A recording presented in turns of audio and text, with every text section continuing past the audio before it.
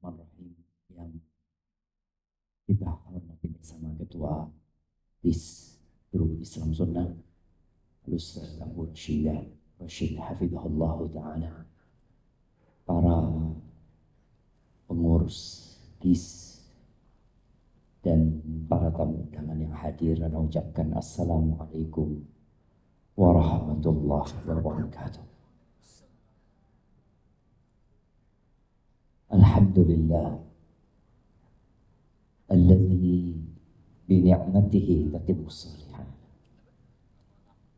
Segala puji bagi Allah Jalla Jalaluh yang karena nikmatnya kebaikan-kebaikan menjadi sempurna, yang karena rahmatnya niat-niat baik hamba dapat terlaksana. Allahumma salli wa sallim ala abdika wa rasulika sayyidina wa maulana Muhammadin wa ala alihi wa ashabihi ajma'in. Amma ba'd. Ahibati fillah, kita sudah mendengar paparan dari Ketua GIS, bagaimana GIS didirikan untuk memberikan manfaat. Untuk siapa? Yang pertama untuk para pengurusnya sebelum. Kemudian kita berharap dapat berbagi manfaat buat semua umat manusia yang ada di muka bumi ini. Rasul sallallahu alaihi wasallam ketika beliau ditanya tentang khairun nas, beliau ditanya tentang ahabun nasi ilallah, siapakah manusia yang paling baik, siapakah manusia yang paling dicintai Allah SWT. Beliau tidak menyebutkan yang paling pintar, yang paling banyak ilmunya, yang paling banyak ibadah. Tapi subhanallah, beliau mengatakan ahabbun nas ilallah anfa'uhum linnas. Manusia yang paling dicintai Allah adalah yang paling bermanfaat buat orang lain. Banyak di antara kita yang berusaha untuk mencari manfaat dari orang lain atau memanfaatkan orang lain. Pernahkah kita berpikir untuk menjadi yang paling bermanfaat buat orang lain? Ahibati fillah, menjadi orang yang paling bermanfaat buat orang lain itu mudah. Semua memiliki, mungkin tidak harus selalu harta. Teman-teman yang tergabung dalam GIS, mungkin dia tidak memberikan manfaat dari sisi harta, tapi dari waktu, energi. Ada sebagian mungkin memberikan manfaat dengan ide-idenya, tapi ada sebagian yang memberikan manfaat dengan hartanya. Ada sebuah hadis yang sangat menarik sekali, hadis ini yang diriwayatkan oleh Imam At-Tabrani dan dihasankan oleh Syekh Al-Albani rahimahullahu ta'ala. Nabi alaihi salatu wassalam mengatakan, inna lillahi aqwaman, sesungguhnya ada orang-orang yang dimiliki oleh Allah Subhanahu wa ta'ala. Ada orang-orang spesial yahtassuhum bin ni'am, yang Allah secara khusus memberikan nikmat-nikmat kepada mereka. Bicara nikmat, sekali lagi tidak selalu harta. Allah kasih nikmat tuh. Boleh jadi nikmat itu bentuknya harta, atau kesehatan, atau jabatan dan kedudukan. atau pemikiran-pemikiran yang sangat bermanfaat. Kata Nabi SAW, yahtassuhum bin ni'am, Allah khususkan orang-orang itu dikasih nikmat. Apa tujuannya ketika dikasih nikmat? Limanafi'il ibad. Tujuannya agar dia dapat memberikan manfaat kepada hamba-hamba yang lain. Wa yuqirruhum fiha ma badaluh. Dan Allah akan tetapkan nikmat ini bersama mereka selama mereka berbagi nikmat itu kepada orang lain. Jadi kalau orang dikasih nikmat, lalu nikmat itu dia bagikan kepada orang lain, nikmat ini Allah jaga. Fa'iwa mana'uha. Tapi kalau ternyata nikmat itu digunakan untuk pribadi saja, yang bahasa orang sekarang itu apa jemaah? Nafsi-nafsi. Dia kerja, dia pinter, dia pejabat, tapi tujuannya hanya untuk diri dia saja. Hanya untuk kepentingan dia saja. Padahal ini nikmat khusus loh Allah berikan kepada dia. Kalau ternyata nikmat itu hanya digunakan untuk pribadinya, dia tidak berbagi dengan orang lain, dia tidak memberikan manfaat kepada orang lain, apa yang terjadi? Naza'aha minhu. Allah akan cabut itu nikmat dari mereka, fahawwalaha ila ghairi. Lalu Allah pindahkan nikmat itu kepada orang lain. Jadi tatkala Allah memberikan nikmat kepada kita, bentuknya harta. Karena kita tahu harta ini fitnahnya umat Nabi Muhammad SAW. Likulli ummatin fitnah. Semua umat itu memiliki ujian khusus. Wa fitnatu ummati al-mal. Dan fitnah umatku itu harta. Bukan tahta. Bukan. Popularitas. Orang yang populer, ujung-ujungnya apa? Dari fulus. Orang yang jadi pejabat, ujung-ujungnya apa? Dari fulus. Makanya suka miskin. Siapa yang pernah ada di suka miskin? Nah, ada suka miskin, ada suka bumi. Suka miskin itu bahasa Arabnya apa? Hubbul miskin. Ya. Kita diperintahkan sama Nabi SAW untuk dihubbil masakin, untuk cinta kepada orang miskin. Anda nggak tahu kenapa tempat itu disebut suka miskin. Tapi ada suka bumi. Bahasa Arabnya suka bumi apa? Hubbud dunia. Suka dunia, suka bumi. Tapi orang-orang yang suka miskin, Anda sempat masuk ke suka miskin, bertemu dengan orang-orang yang sempat menjadi pejabat di negara ini. Ya mungkin tidak semuanya melakukan kesalahan. Tapi ternyata mereka yang jadi bupati, jadi gubernur, ujung-ujungnya yang dicari apa? Duit. Padahal duit itu akan ditinggalkan. Dan kalau tadi Ustaz Rashid menyampaikan ungkapan Jabir bin Abdullah bahwa hampir tidak ada dari sahabat Nabi SAW kecuali mereka punya waktu,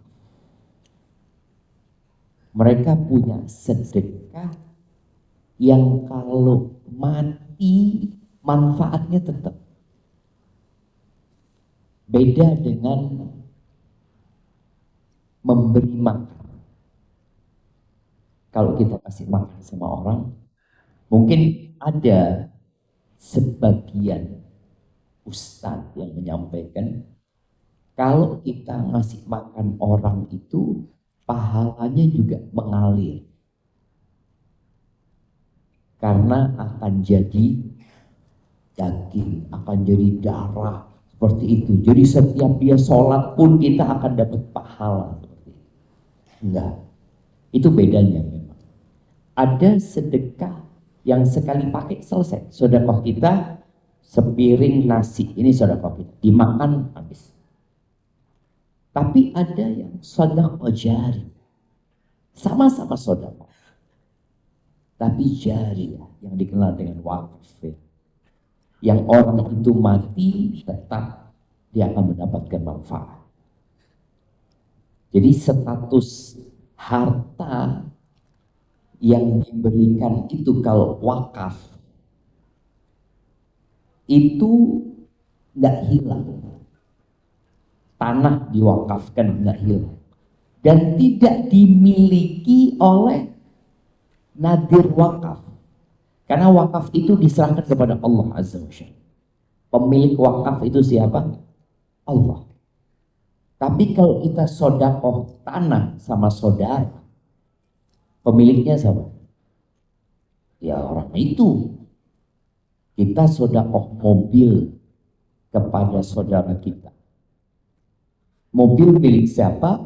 Ya milik penerima mobil. Tapi kalau wakaf, pemilik mobil itu siapa? Allah Azza wa Jalla. Pakai para sahabat ketika bicara wakaf ya. Jadi ucapan Jabir bin Abdullah tadi yang ditampilkan di lafaz lain disebutkan falam a'lam ahadan. Aku tidak tahu seorang pun kana lahu malun minal muhajirin wal ansar. Itu orang punya harta dari kalangan muhajirin dan ansar illa habasa malan min mali. Kecuali dia punya harta yang ditahan sedekatan muayyadah atau muabbadah, sedekah yang terus.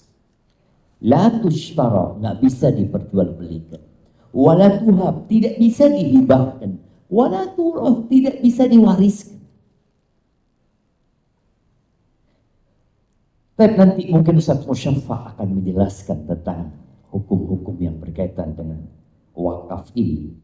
Yang ingin Anda sampaikan pada kesempatan kali ini, ada hari di mana harta tidak berguna lagi. Allah Azza wa Jalla mengatakan di surat Al-Baqarah ayat 254, ya ayyuhalladzina amanu. Ini panggilan buat orang-orang yang beriman. Anfiqu mimma razaqnakum. Infakkan dari apa yang kami rizkikan kepada kalian. Ini perintah untuk berinfak yang rizkinya dari Allah.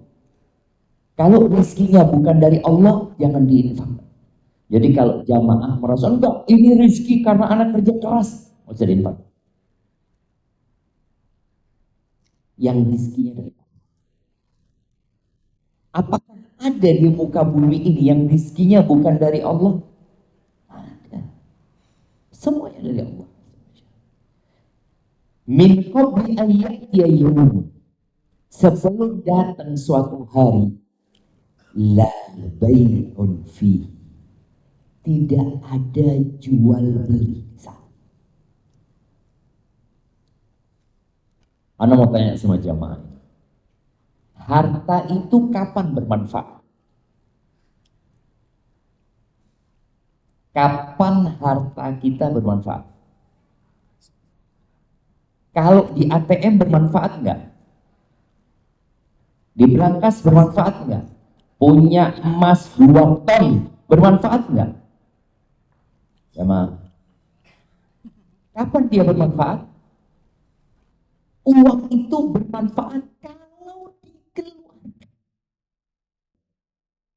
Berarti harus dikeluarkan. Baru manfaat. Makanya Allah katakan nanti ada hari nggak dijual beli. Jadi kalaupun kita membawa harta, anggap hartanya dibawa mati. Allah Azza wa Jalla mengatakan idza zulzilatil ardu zilzalaha wa akhrajatil ardu athqalaha. Kalau bumi ini akan memuntahkan isinya. Nabi alaihissalatu menjelaskan yang dimuntahkan bumi nanti diantaranya adalah emas seperti tiang-tiang. Orang sekarang punya emas seperti bata. Bagaimana dia menyimpannya, bagaimana dia menatanya. Ternyata dia punya 5 batu bata emas. Berapa kilo berarti? Berapa kilo? 1 batu bata 1 kilo? Anggap 1 kilo. Nanti akan dimuntahkan seperti tiang-tiang emas itu. Kemudian manusia dari kuburnya, keluar dari kuburnya, dia mendatangi emas ini. Nggak dia ambil. Dia mengatakan, karena ini aku membunuh. Karena ini dipotong tanganku. Karena ini aku melakukan kezaliman. Ditinggal jemaah. Karena pada hari itu lah yauma yang disebutkan la bai'un fi. Gak ada jual beli di sana. Kalau mau jual beli di dunia. Dan Allah subhanallah, dia menawarkan jual beli sama Allah azza wa jalla. Wala khullah. Pada hari itu nggak ada kawan-kawanan. Kalau sekarang duduk satu meja, ya mungkin teman dekat ini itu, nggak ada urusan di situ. Semua urusannya nafsi-nafsi. Wala syafaat. Nggak ada syafaat. Ini syafaat yang tidak diridhai Allah. Wal kafiruna humul zalimun. Orang-orang kafir adalah orang-orang yang zalim. Maka ahibati fillah, yang cinta sama hartanya, ini kesempatan ketika kita masih hidup. Kesempatan apa? Kesempatan untuk mengeluarkan itu harta, kita kirim di duit. Kalau kita mau berangkat ke Mekah, bisa nggak kita bawa duit 10 miliar di tas kita? Bisa nggak? Nggak bisa. 100 miliar? Bisa nggak? Nggak bisa, ditahan di sana. Ditahan. Di imigrasi itu akan ditahan. Makanya kan ada aturan. Boleh bawa duit hanya berapa aturan kalau di Indonesia? 100 juta atau 10.000 US dollar. Ada aturan. Nggak bisa. Tapi kalau ditransfer bisa nggak? Bisa. Kok mau transfer 1 triliun ya? Sekarang kita di dunia, kita bisa transfer. Lewat apa? Ya, lewat berbagai macam hal. Alhamdulillah. Kalau transfer ke akhirat itu nggak perlu ruwet-ruwet dan tidak diawasi oleh OJK. Antum nggak akan ditanya sama OJK, antum keluarkan duit berapa untuk akhirat? Tidak ada. Dimanapun kita bisa. Berangkat ke masjid kampung, masukin 10.000, transfer. Dan ajarkan kepada anak kita transfer. Nah nih, transfer. Transfer kemana Bang? Akhirat. Waduh. Suruh cari dia tempat transfer. Nggak perlu dia ke ATM, nggak perlu dia ke bank. Dimanapun di pinggir jalan ada orang-orang yang membutuhkan, ya taruh. Makanya Abdullah bin Abbas itu senang banget kalau datang orang miskin ke rumahnya dia. Senang dia. Lalu dia katakan, ini yang akan, ini kurir ini yang akan mengantarkan hartaku ke akhirat. Nggak capek-capek. Orang datang ke rumah, kita kasih, udah ditransfer, dibawa ke sana. Nabi SAW pernah bertanya,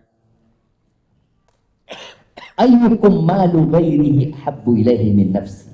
Siapa di antara kalian yang harta orang lain lebih dia cintai daripada harta dia sendiri? Siapa di antara jamaah yang lebih senang dengan hartanya orang? Umpamanya tetangganya punya mobil, tiap pagi ke rumah tetangganya dimandiin. Pak, mobil saya, iya nggak apa-apa, saya mandikan. Besok mandiin lagi itu mobil. Kira-kira orang ini dianggap waras apa enggak? Ya, kurang waras, masih waras dia jemaah. Kata para sahabat Nabi radhiyallahu anhu, nggak ada ya Rasulullah. Pasti semua orang itu cinta sama hartanya dia. Maduku, kalian tahu harta kalian yang mana? Mana yang harta milik kalian? Yang pertama, ma'akaltahu. Yang kalian makan, tuh kita keluarkan beli makanan, itu harta kita. Kita makan, kemudian jadi apa? Kita tahu semua makanan itu jadi apa. Wa ma labisahu, yang engkau pakai. Yang engkau pakai ini milik. Sampai lusuh. Kemudian yang ketiga, wa ma tasaddaqta fa'abqaita, yang engkau sedekahkan lalu engkau simpan, itu yang milik kamu. Sisanya fatarikuhu linnas, yang lainnya milik orang. Milik orang. Kita itu kadang-kadang nyimpen duitnya siapa? Duitnya orang. Taruh lagi, duitnya siapa? Milik saya. Bukan. Milik orang. Kau kalau mau jadi milikmu, 3 hal. Dan yang paling bermanfaat tentunya yang disedekahkan. Ahibati fillah, Rasul sallallahu alaihi wasallam mengajarkan kepada para sahabat konsep memandang dunia ini agar kita tidak salah. Ini hotel punya siapa? Siapa yang tahu? Punya siapa hotel ini? Punya siapa hotel ini, Mas? Ada pegawai hotel. Punya siapa hotel ini? Betul kan? Beliau tahunya ownernya. Siapa ownernya? Wallahu a'lam. Ownernya. Oke, ini milik ownernya. Ownernya mati jadi milik siapa? Ada. Gak mungkin sama ownernya ketika mati hotel ini dibungkus sama dia, dikecilin, bawa mati. Gak bisa. Tapi ketika hotel ini diwakafkan sama dia, hotel diwakafkan, wakaf hotel ini untuk Masjid Istiqlal contohnya. Jadi hasil dari hotel ini semuanya untuk kemakmuran Masjid Istiqlal atau untuk kemakmuran masjid-masjid yang ada di Krukut sini. Ini Krukut. Hah? Mangga Besar. Kalau seberang Krukut. Nyebrang sana bukan Krukut. Anak tadi sholat di Krukut soalnya subuh. Iya kan? Nyebrang masjid itu Krukut jemaah. Iya, masjid Krukut lah. Ini kalau dia wakafkan untuk Krukut, itu hotel seakan-akan dikecilin sama Allah, dibawa dia mati. Oh bawa. Milik dia. Ahli waris, oh ini milik bapak. Iya, milik bapak, bukan milik kalian. Sama bapak sudah diwakafkan. Tidak boleh diperjualbelikan, tidak boleh dihibahkan kepada siapapun, tidak diwariskan. Ini yang dibawa mati tadi. Rasul sallallahu alaihi wasallam ketika menjelaskan kepada para sahabat konsep memandang hidup ini, agar benar cara memandang harta. Suatu hari Nabi alaihi salatu wasallam menyembelih seekor kambing. Lalu berpesan kepada istrinya radhiyallahu taala Aisyah agar dibagikan. Ulanglah Nabi SAW tanya, "Madza baqiya?" Apa yang tersisa dari kambing itu? Kata Aisyah radhiyallahu anha, baqiya dira'uha, yang tersisa kaki depannya. Artinya semua sudah dibagikan kecuali kaki depan. Berarti tinggal sedikit kan? Sisanya habis. Maka Nabi alaihissalam mengatakan, baqiya kulluha illa dira'uha. Yang tersisa semua bagian kambing itu, kecuali kaki depan. Satu kaki itu yang kita akan makan, kemudian sudah jadi kotoran lagi. Jadi hakikatnya harta yang kita berikan itu yang jadi milik kita, yang akan mendampingi kita dimanapun kita berada. Dia akan hadir. Jamaah rahimakumullah, sedekah ini memiliki banyak sekali keutamaan. Ana nggak akan lama-lama, nggak akan panjang lebar, karena kita semua tahu, tapi kita terlalu cinta sama harta. Wa tuhibbunal mala hubban jamma. Dan kalian cinta sama harta, cinta mati. Sedih kita jamaah ketika gara-gara motor nyawa melayang. Berapa sih harga motor? Antum kalau melihat begal, pernah melihat begal membegal orang yang naik Harley? Nggak ada. Yang dia begal naiknya ya Beat, Honda Beat apa? Vario, apalagi? Siapa yang pernah jadi korban begal? Artinya tadi motor-motor yang ketika dia jual sebagai barang jarahan ke dia jual berapa? Siapa yang pernah beli motor Julian? Motor yang pakai STNK nggak ada, apa istilahnya? Bodong. Berapa? Nggak tahu. Masya Allah. Nggak apa-apa. Di sini ada yang melihat gitu. Ana baca 1,3 juta, 2,2 juta. Hanya untuk itu sampai melayang nyawa orang. Tangan orang dipotong. Padahal nih tangan orang, kalau sekarang kita dikasih uang 100 juta, tangannya dipotong, mau apa enggak? Kita 1 M dipotong tangannya, enggak. Tapi bagaimana tuh tangan akhirnya tidak berharga gara-gara motor?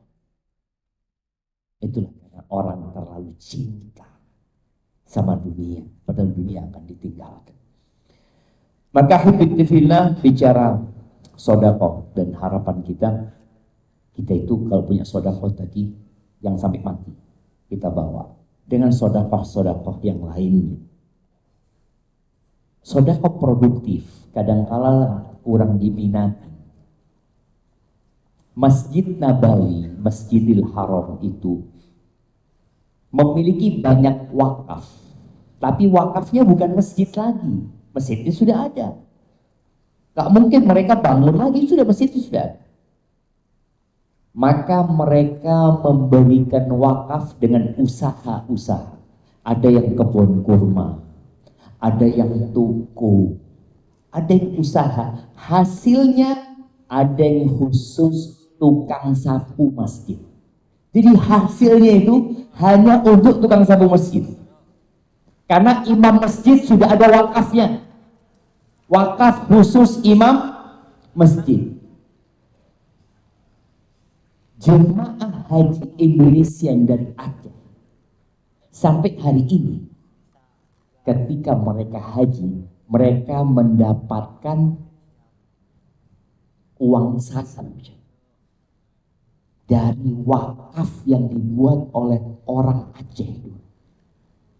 Dulu mereka tinggal di hotel itu jemaah haji, karena sekarang sudah nggak bisa, tinggalnya sudah harus di hotel yang ditetapkan oleh pemerintah. Itu mereka mendapatkan kalau nggak salah beberapa tahun yang lalu itu 2.000 real, maksud. Setiap jemaah haji dikasih dari hasil hotel itu, dikasih 2.000 real. Orang yang sudah mati, udah nggak ada. Ini disebut wakaf produktif, wakaf yang menghasilkan. Yang hasilnya tadi untuk membantu fakir miskin. Memang wakaf, ini wakaf toko ini. Orang, anak punya ruko, alhamdulillah Ustaz, 5. 1 ruko, anak wakafkan. Buat siapa? Buat pesantren ini. Bas. Jadi 4 ruko diwariskan, dijual, dihibahkan, terserah. 1 tidak. Hanya hasilnya diberikan.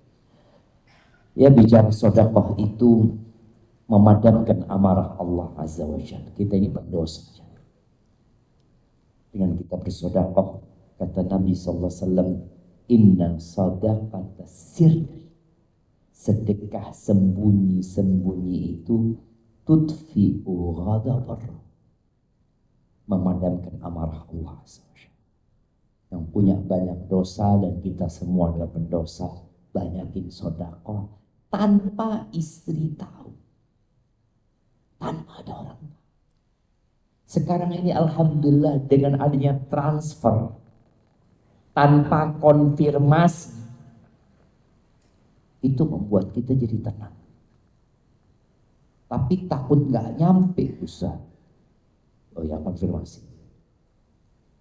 Takut orangnya nggak tahu kalau itu dari ana, Ustaz. Waduh, lain lagi kalau dia kepingin dikenal. Kemudian sedekah itu menghapuskan dosa. Sedekah itu menyelamatkan dari api neraka.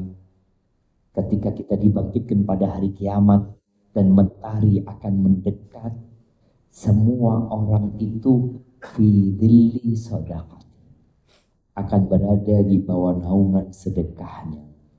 Kemudian sedekah itu obat. Jadi kayaknya Ustaz Rashid ini harus datang kepada orang-orang yang mau berobat, orang-orang yang sakit. Banyak orang berpikir ketika dia sakit,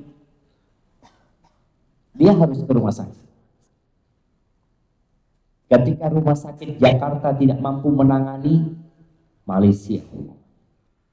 Tidak mampu menangani, berangkat ke Jerman. Ada yang berangkat ke Amerika. Makanya kalau nanti GIS ini mau bikin sedekah produktif, ya arahan anak antum bikin rumah sakit. Katanya bisnis ke depan yang paling menguntungkan itu rumah sakit. Karena gaya hidup manusia sudah rusak. Kalau orang makan masih milih, enggak, aku nggak suka ini. Tapi kalau orang sakit nggak bisa milih. Bapak mau operasi atau tidak? Iya, operasi. Keluar fulus sekian, nggak apa-apa. Punya duit, ada rumah, jual. Tapi untuk makan, untuk beli baju, tidak. Tapi kalau ketika sakit, dia akan melakukan usaha. Dan Nabi SAW menyebutkan, dawu marbakum bisadaqah, obati orang yang sakit di antara kalian dengan sedekah. Di Sahih Targhib, karya At-Targhib punya Al-Mundhiri, disebutkan oleh Syahid, Sami'tu Ibn al-Mubarak sa'alahu rajul. Abdullah bin Mubarak pernah ditanya oleh seseorang. Dia itu punya borok di lututnya yang 7 tahun nggak sembuh-sembuh. 7 tahun nggak sembuh-sembuh. Dia sudah berobat ke sana kemari. Setiap ada orang memberikan arahan, dia berangkat. Coba berobat ke sana, berangkat ke sana. Berobat ke sana semua tempat, tapi tidak sembuh-sembuh. Wasa'al al-atibba falam yantafi bi. Udah tanya ke dokter macam-macam, nggak ada gunanya. 7 tahun nih borok nggak sembuh-sembuh. Lalu kata Abdullah bin Mubarak, idhab, engkau pergilah, fahfir bi. Engkau coba pergi, engkau cari tempat yang membutuhkan air, warganya. Engkau gali sumur di sana.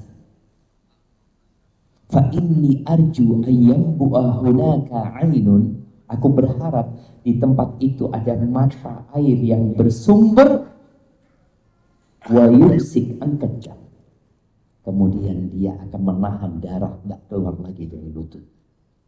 Berangkat orang ini cari tempat yang butuh air, dia gali sumur, ketika air itu nyumber, darah itu berhenti. Maka ketika sakit jangan hanya berpikir obat, dokter, rumah sakit. Salah satu tadi sedekah. Dan usahakan tadi sodako yang bersambung terus, karena harapannya dia sembuh terus. Wakaf. Jadi yang dilakukan orang ini adalah wakaf sumur. Kemudian ya, sodakoh itu juga melembutkan hati yang keras. Mak-mak nih khususnya. Mak-mak ini punya masalah.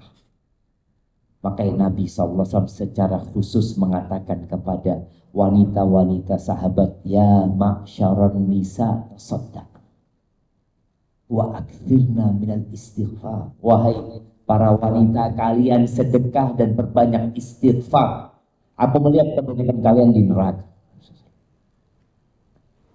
Dan Nabi SAW menyebutkan, idza aradta talyina qalbika, kalau engkau ingin hatimu lembut, fa'at inil miskin, kau kasih makan orang miskin. Jangan kulineran ke sana kemari, healing sana healing sini, kasih makan orang miskin. Wamsah ala ra'sil yatim, usap kepalanya anak yatim. Subhanallah, anak yatim itu kadang-kala bukan butuh duit, butuh kasih sayang. Ana masih ingat cerita seorang syekh ketika dia berangkat umroh. Dia ketemu sama anak-anak. Ketika dia keluar dari masjid mau pulang ke hotel, ada anak-anak minta sama dia. Akhirnya diusap kepalanya sama syekh ini, diajak ngomong ini itu sampai ke hotel. Kata syekh, ana nggak bawa duit. Nanti kalau ana ke masjid, ana kasih. Akhirnya syekh itu naik, asar dia keluar. Anak ini nunggu di depan pintu hotel. Syekh itu mengeluarkan duitnya. Dia ngomong, syekh, ana nggak mau duit.